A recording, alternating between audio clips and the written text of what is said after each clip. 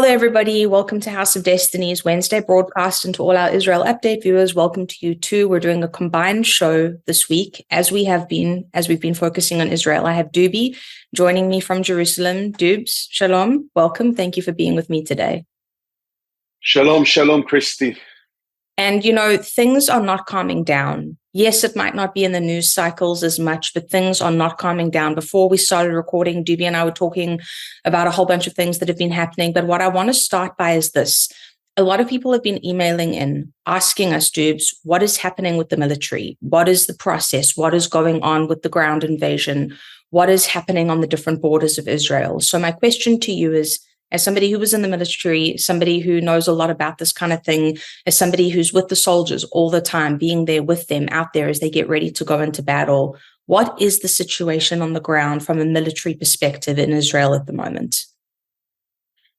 Christie, thank you so much for asking, and also for our viewers to ask this question, because you understand that there is a lot of intentioned fog that is literally held mainly by Israeli intel to make sure that things are not very clear, because in the past we learned that everything was out there in the news media, in the channels, in the studios, and the enemies were studying, were learning about the maneuvers and the movements of our military, and they were literally just reading between the lines, or in many cases even just watching the news channels and ambushing us where the next move is.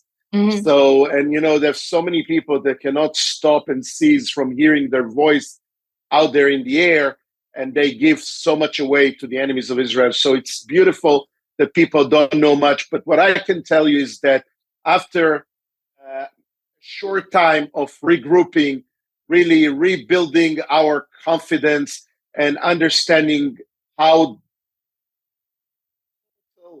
surprised it was, and what a dire situation we were at.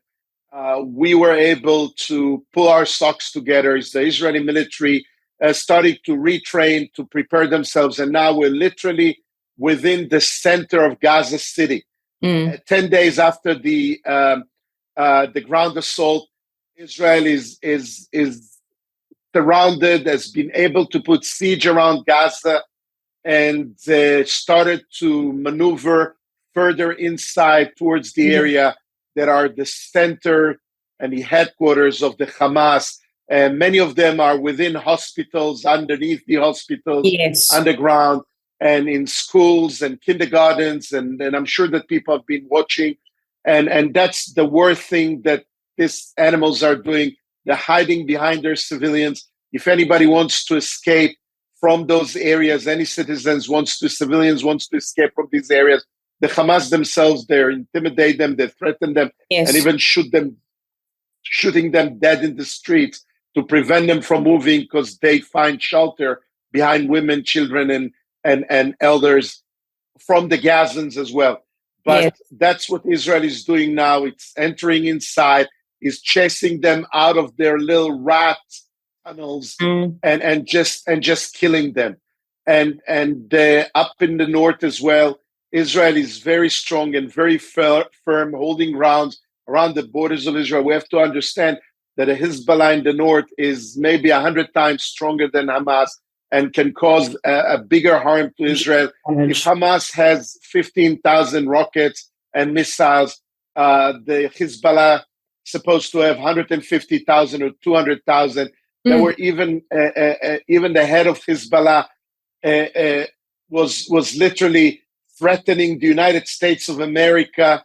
He was speaking up and saying even towards the American jet fighter carriers that they have an answer for that, and their resistance is strong, and we should expect them to go inside. So Israel is very ready. We're not even using a third or maybe even a quarter of the ability and capacity and capability of our Air Force. So we have a lot of surprises waiting for them.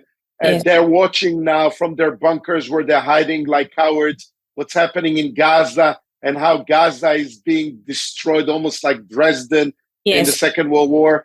And they understand that that's what Benjamin Netanyahu was just speaking a few minutes ago and telling them, if you're going to bring Lebanon into a war, Lebanon will be looking just like Gaza, if not Yes. worse. So Yes. you are going to literally doom Lebanon for an end. So that's what's happening. But there's other proxies of Iran from Shiites that are coming also from Iraq and targeting American bases and shooting American troops. I don't know if they tell you back home, but 46 American troops been injured and wounded because of the attacks of the enemies against American bases in Syria and in Iraq. And so far, it doesn't seem like America is really retaliating. So I don't know, maybe they're building up the forces. Maybe, maybe they're waiting to explore, to explore. But I'm telling you, American troops on the ground are also suffering from multiple attacks by the proxies of Iran, and it's an explosive situation back there. Yes. And thank you, Doobs, for that insight and intel. And, something that it's something that I constantly keep bringing up, because on the 7th of October, this entire horrific assault happened. And I've said it before on the show, but the fact that we're talking about Hamas and what they've done, the fact that we're saying not even the Nazis did this, not even they did this level of depravity, this level of barbarism, of horrors, untold horrors against humanity, and it's against the Jews. The fact that after this happened, unprovoked, all the different things, anti-Semitism since the 7th of October in the United States has gone up by 400%. Just Doobie and I were just talking about this in Westlake. It's not far from where I am. It's 30 minutes up the highway. A man in Westlake, a 69-year-old Jewish man, was killed in a protest because he was standing there waving an Israeli flag to try and stand against some of the protesters that were protesting for the Palestinian people and against Israel.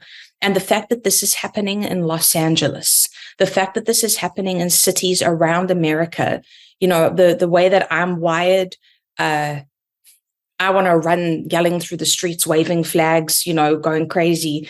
But I have to think about my daughter. I have to think about the wisest way that I can be.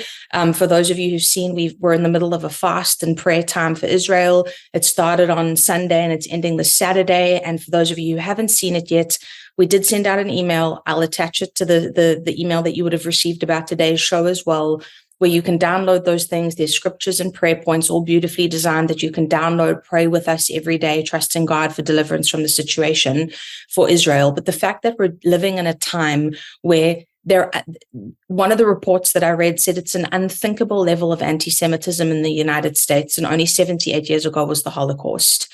And the fact that we're dealing with this, seeing it. I have a video that I'm going to show you. It's 30 seconds. It's really quick. I was on a hike this morning before I recorded with Doobie. We're recording on a Tuesday so that the show can go out on Wednesday. And it's a hike that I go to often. It's not very far from my one best friend's house. It's a pretty wealthy neighborhood. It's a 20-minute drive from my place. And somebody had put up a bunch of posters of the kidnapped victims that have been taken into Gaza, the Jewish victims. And I want you to watch and see the anti-Semitism that is displayed in front of us right here in LA, in an area that's supposed to be free. So watch this video now. This is my own B-roll to show you guys. I'm in Los Angeles, and these are pictures that people put up of the kidnapped Israelis. And you can see how many of them have been torn down. So right here in Los Angeles, I'm seeing anti-Semitism right in front of me. This is me on a hike, and I'm seeing this. And I'm actually in shock. All of these had pictures. This entire fence had pictures of people that were kidnapped, and all they've done is rip them down. This is anti-Semitism in Los Angeles that we can see right in front of us. It's shocking. I mean, Doobs, the fact that people are pulling down posters in cities around America, tell me what other group of people would face this. If pictures were put up of kidnapped victims, you show me what other group of people would face having posters torn down, defaced, protests happening when what has happened to Israel is genuinely unthinkable. This is anti-Semitism. This is anti-Semitism that we're seeing all over the place. 240 children, elders, women, soldiers been kidnapped, hostages in the hands of Hamas. Some of them are with American citizenship. Some of them are American citizens. There are citizens from multiple countries around the world that have been kidnapped over there. And they put this posters to just keep them in the minds of the people, to pray for them, to pray for their safe return back home. It's a crime against humanity to kidnap civilians, people from their bed, 6:30 in the morning, and take them to an enemy territory. And I don't know what atrocities they've been going through, these people right there, after we've seen what they've done when they were here in Israel, when they didn't have much time, when they were coming in, storming in and running out. And within the few hours that they were here, they beheaded, they killed, they raped, they destroyed, they murdered, they tortured, they impotent. They've done things beyond any imagination. So poor things that are right there in Gaza right now, and they've already a month right there. I can't even try to start thinking about the torturous times they're going through right there. And these are animals, these are not human beings. And those people supports them and remove the posters that are worse than these people. I can tell you something that I've seen the other day, protesters, so-called protesters, climbing on the fences of the White House, redressing George Washington's statue with Hamas posters and flags on top of these people. And you call it in America the freedom of speech. Let me tell you something.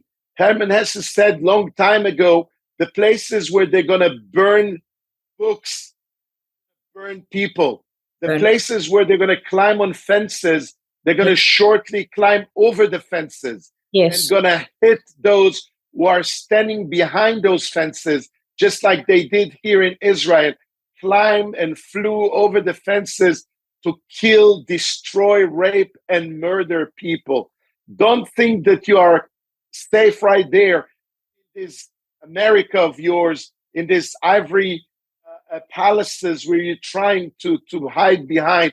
These people, incited people, they will come after you just like they came after the Jews, because Jews and Gentiles alike, in their philosophy, and Christie has been teaching us for so long about the 12 Imams and all these crazy ideas of Islam, what they want to do to all the infidel, not only the Jews. So we have to wake up together. We have to wake up and understand we are together in this war against evil.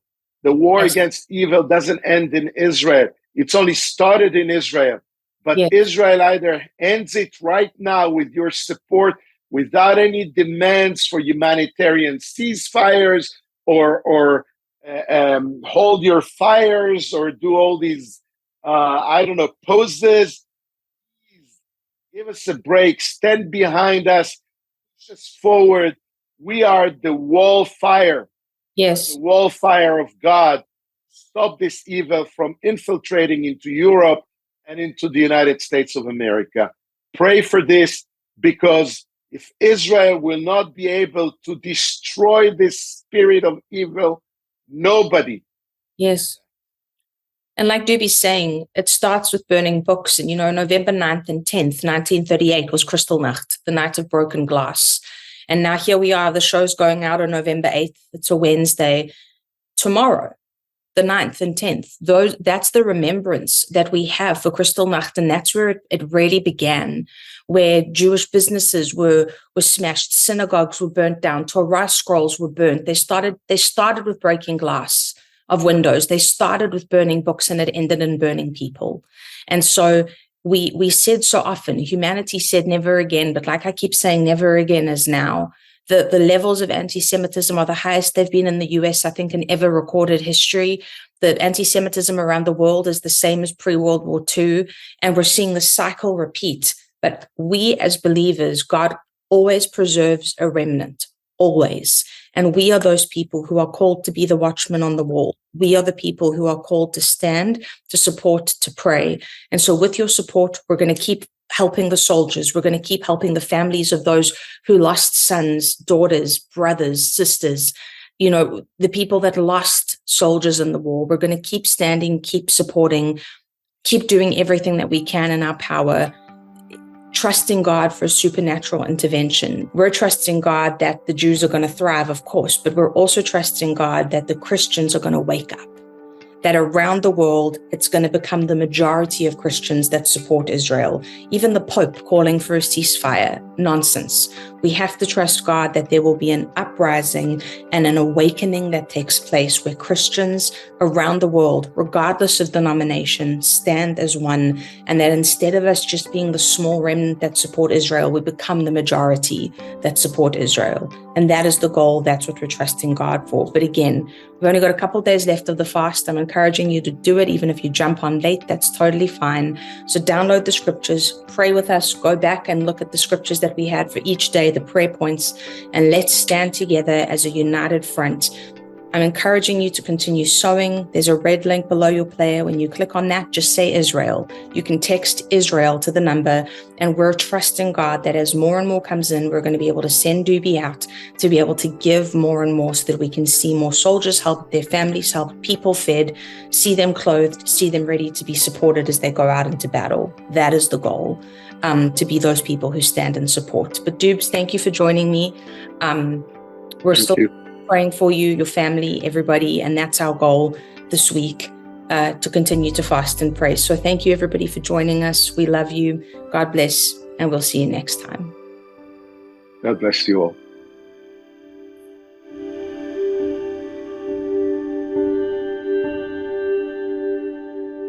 Partnerships are vital to our global outreach, enabling us to take the love and hope of Jesus Christ to those who need it most.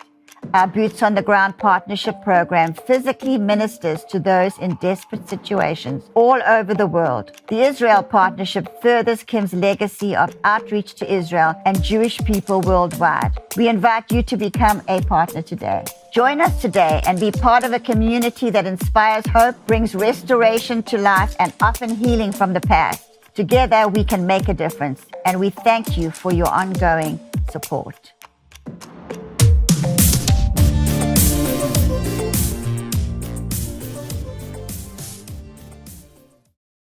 So I'm sitting in this restaurant. This young lady sat next to me. And then we started talking about God. And then she started talking about the things that were affecting her. And all I was doing was listening. And then God began to give me the words. And I began to minister to this young lady. The restaurant was full of people. Tampa International Airport. And she said, could you please pray for me? So you know what we did? Right in front of a full restaurant. We grabbed hands. We stood up.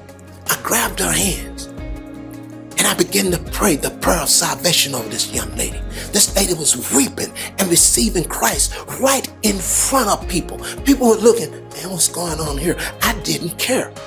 I didn't care what they thought. I didn't care if someone would have came over to me, hey man, you know, this is separation of church and airport. I would have finished my prayer and said, hey man, separate right now because I ain't got time for that right now.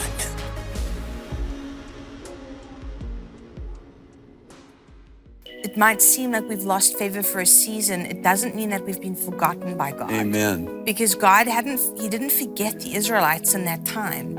And sometimes when it may look like we've lost favor in an expected area, it's just a setup to receive a whole nother level of favor that he would have never had access to had he not lost. He went from nothing to everything. That's what God does for us. God will do it for you. That's favor. Watch now at real-faith.tv. You asked and we listened. We've taken your suggestions and we've made our already amazing Percale bed sheets even better.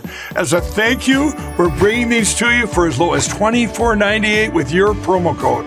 And our new line of Percale bed sheets include everything you loved about our original sheets. Lightweight, durable, breathable, and they sleep cool and crisp. But now, because of you, they're made with 100% long staple cotton and the highest thread count to date. These sheets are softer and more durable than ever before. Plus, they come in all these new colors and styles. And you'll be getting 5-star luxury sheets delivered directly to your front door for as low as $24.98. Not only that, they come with our 10-year warranty and the 60-day money-back guarantee. So go to mypillow.com or call the number on your screen now. Use your promo code to save 50% or more. That's as low as $24.98. This introductory offer won't last long, so please order now. We here at the House of Destiny are partnering with you to let our viewers, of course, know about your company. It's Beverly Hills Precious Metal. Andrew, explain how that works. So I'll walk you through it right now. So if you go to bh-pm.com,